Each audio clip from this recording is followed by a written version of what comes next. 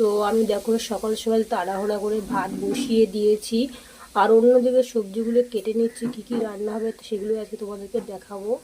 দেখো আমি আলুটাকে এরকম করে ভেজে নিচ্ছি, ধীরে ধীরে করে কেটে নিয়েছি, কারণ আমি আজকে রান্না করব বরবটি। এই কড়াতে বরবটিগুলো দিয়ে দেবো। তো দেখো যে দিয়ে দিচ্ছি, এবার একটু ভালো করে কষিয়ে নেবো। ভেজে রেখে দিয়েছি, এই মাছ দিয়ে বরবটি আলুর ঝোলগুলি করব। তরকারিতে এখন জল দিয়ে দিয়েছি, এবার ফুটে উঠলে মাছগুলি দেবো।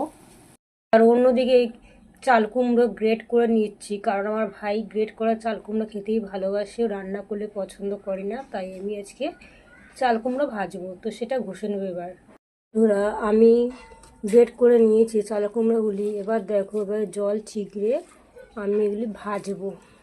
আমার মাছের তরকারি এখন হয়ে গেছে, আমি মাছের তরকারি নামিয়ে নেব। ফোড়ন দিয়ে এই চাল কুমড়ো ভাজাটা বসিয়ে দিয়েছি। কত সুন্দর চাল কুমড়ো ভাজার রেসিপিটা আমার হচ্ছে, দেখতেই পাচ্ছ।